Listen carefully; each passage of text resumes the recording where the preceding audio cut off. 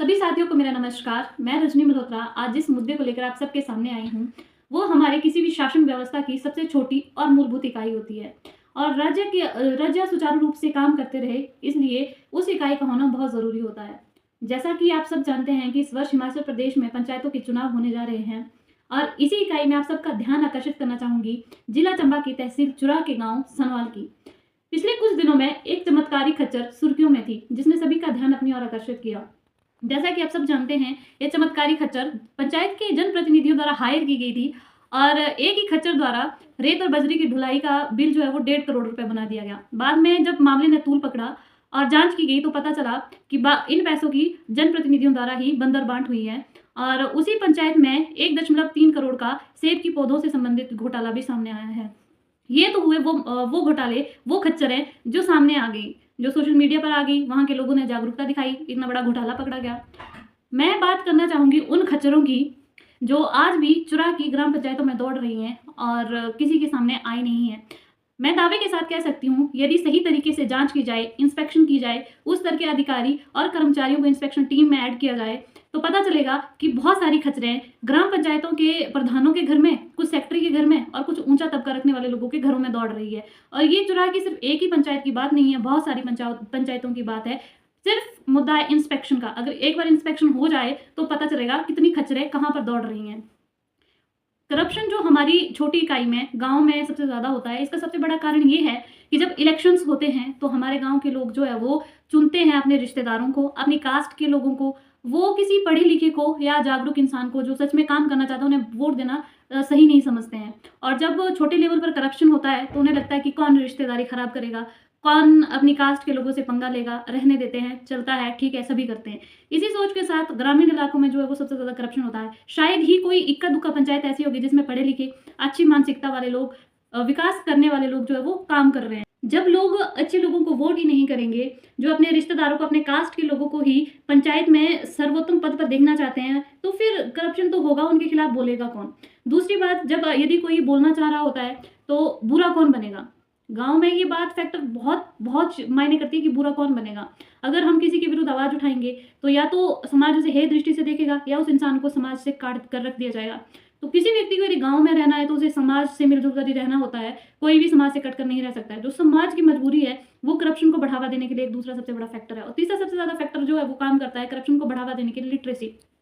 जैसा कि आप सभी जानते हैं कि चंबा एक आकांक्षी जिला है, आज भी शिक्षा और चिकित्सा जैसे मूलभूत सुविधाओं के लिए स्ट्रगल कर रहा है। अब आप लोग ही बताइए कि लोग अपनी मूलभूत सुविधाओं के लिए स्ट्रगल करें या फिर भ्रष्टाचार के खिलाफ मोर्चा खोलें? लोग जाएं तो कहाँ जाएं? आज भी चुराह से अगर किसी प्रेग्नेंट लेडी को चंबा तक पहुंचाने में 2 ढाई 3 घंटे का समय लगता है और कई गांव से इससे भी ज़्यादा समय लगता है। और बहुत सारे केसेस में ऐसा हो जाता है कि बच्चे को और माँ को सही स्थान पर पहुंचाते पहुंचाते कई बार बच्चे की जान चल जाती है या माँ की जान चल जाती है। क्योंकि जो यहाँ के हॉस्पिटल्स है, यदि वहाँ पे डॉक्टर्स है, वैसे तो मैक्सिमम डॉक्टर्स है नहीं, और अगर डॉक्टर्स हैं तो वहाँ पे मशीनें नहीं हैं। मशीनें हैं तो डॉक्टर्स के पास टीम नहीं है ऑपरेट करने के लिए, और दूर तक टांडा शिमला तक पहुंचाते पहुंचाते जच्चा बच्चा या तो दोनों खत्म हो जाते हैं। ये तो एक प्रेगनेंसी की बात है, और भी कई सारी बीमारी एक्सीडेंटल केस होते हैं तो मैक्सिमम लोगों की सही स्थान पर पहुंचाते पहुंचाते डेथ हो जाती है। ना डिस्पेंसरीज में कई बार दवाइयाँ नहीं मिलती है, ठंड और उचड़ जाए, किसी को बुखार हो जाए, उसकी दवाइयाँ नहीं मिलती है। तो लोग किस किस से लड़े? शिक्षा के लिए चंबा वालों को या तो जाना पड़ता है धर्मशाला, चंडीगढ़ और शिमला, ऐसे दूर दराज के इलाकों में जाना पड़ता है, और वहाँ के बच्चों की वापसी भी 6-6 महीनों के बाद घरों में होती है। तो यहाँ के लोग किस किस चीज़ के लिए स्ट्रगल करें? भ्रष्टाचार के खिलाफ घर में लड़ें, मानसिक तनाव लें, या फिर अपनी मूलभूत सुविधाओं के लिए लड़ें। और पंचायतों में करप्शन इस लेवल का है कि लोग मनरेगा तक में करप्शन कर रहे हैं। मनरेगा तक में करप्शन होता है, लोग किसी दूसरी लेडीज़ को या जेंट्स को खड़ा कर देंगे दिहाड़ियाँ लगाने के लिए, और वहाँ पे अपने रिलेटिव्स की या अपने घर वालों की वहाँ पे दिहाड़ियाँ फालतू की लग रही हैं जो कभी काम पे आए ही नहीं है। या तो फिर क्या करते हैं, जो पंचायत के प्रतिनिधि होते हैं, यदि उनके अंडर कोई काम आया तो वो अपने घर में काम करवाएंगे मजदूरों द्वारा, जो में काम करवा रहा है, पर्सनली काम करवा रहा है, कोई कुछ ऐसे काम करवा रहा है। तो जो विकास के काम होते हैं एक्चुअल में जो आए होते हैं सामने से कि यहाँ पे आपको पनिहार की मेंटेनेंस करनी है, उसके लिए आपको खर्चा है, उसके लिए पैसा है, वो चीज़ एक्चुअल में हो नहीं पाती है। और लोग इतने भोले भाले और शरीफ है, अवेयर ही नहीं है इस चीज़ को लेके, तो वो किससे लड़ेंगे? किसी भी पंचायत में करप्शन के खिलाफ एक साधारण व्यक्ति को लड़ने के लिए सबसे पहले स्वयं भी सशक्त होना पड़ता है। संविधान के अनुसार राज्य के काम जो है वो सुचारू रूप से चलते रहे, इसलिए ग्रामीण इलाकों में पंचायत की और शहरी इलाकों में नगर परिषद की व्यवस्था की गई है। जो हमारे छोटे-मोटे काम होते हैं, जैसे हमारे जो प्राकृतिक स्रोत हैं, पनिहारे होते हैं, उनकी मेंटेनेंस करना, श्मशान घाटों की और कब्रिस्तानों की मेंटेनेंस करना और स्कूलों का रख-रखाव और चिकित्सा व्यवस्था जो है वो सुचारू रूप से चलती रहे, इसका रख-रखाव और देखना, ये छोटी-छोटी चीज़ें सब पंचायत के अंडर आती है। अगर आपके पंचायत के प्रतिनिधि ये सब काम करवा रहे हैं, तो आपके ऊपर कोई एहसान नहीं कर रहे हैं। और मेरा सभी जनता से अनुरोध है कि आप डरे नहीं। अगर आप एक आवाज़ उठाते हैं, तो आपके साथ पूरा प्रशासन आकर खड़ा हो जाता है।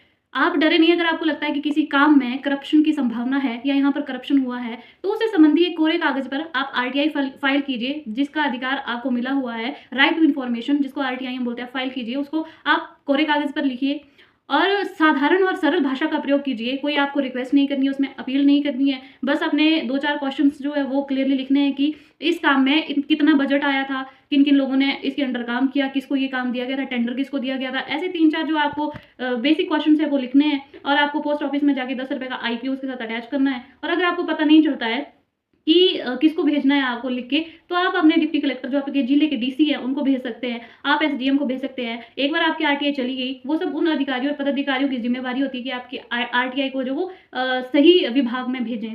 तो अगर आपको उसका सही उत्तर मिल जाता है, तो आप उसको नेशनल करप्शन ब्यूरो को भेज सकते हैं और इस सब की जानकारी आसानी से आपको गूगल पे मिल जाएगी। आप सबसे जो कोई भी मेरी वीडियो देख रहा है, सबसे विनम्र प्रार्थना है, अपनी कास्ट, अपनी रिश्तेदारी को देख के कभी भी वोट मत दीजिए। आप देखिए कि कौन इंसान जो वो काम करवाने वाला है, कौन विकास के अच्छे काम करवा सकता है। पढ़े-लिखे और युवा लोगों को मौका दीजिए।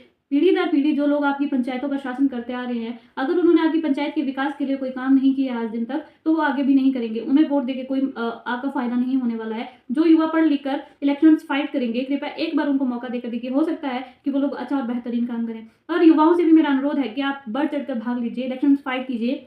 हार-जीत बाद की बात है, लेकिन आपने कोशिश की, मैदान में उतरे, वही सबसे बड़ी बात हमारे लिए हो जाती है। और हारता वही है जो कभी मैदान में उतरा ही नहीं है। मैदान में उतर के हारने वाला कभी हारता नहीं है। वो सिर्फ़ एक कॉम्पिटिटर कहलाता है। जनप्रतिनिधि है वो आपके चुने हुए हैं, आपकी काम के लिए, आपकी सेवा के लिए और कोई भी कर्मचारी और पदाधिकारी, अधिकारी है वो आपको डरा नहीं सकते, वो भी आपकी सेवा के लिए ही हैं। तो एक बार आप इनिशिएट लीजिए, कोशिश कीजिए। और पंचायत के सभी जनप्रतिनिधियों के साथ मेरा अनुरोध है कि जो भी ये चमत्कारी खच्चरें दौड़ रही हैं, यदि कभी किसी उच्च अधिकारी, पदाधिकारी तक ये खच्चरें पहुँच गई या फिर किसी जागरूक नागरिक के हाथ में लग गई, तो ये खच्चरें आपको बहुत भारी पड़ेंगी। इसीलिए प्यार से आप सबसे अनुरोध है, ईमानदारी से साथ काम कीजिए और ये खच्चर दौड़ाना बंद कीजिए। और मैं अच्छे से जानती हूँ कि चुनाव की हर पंचायत की कहानी है, मेरी और आपकी ही नहीं है। जितने आप तार्किक रहेंगे, उतने कम ठगे जाएँगे। इसी के साथ मिलेंगे एक नए मुद्दे के साथ, तब तक के लिए धन्यवाद, नमस्ते।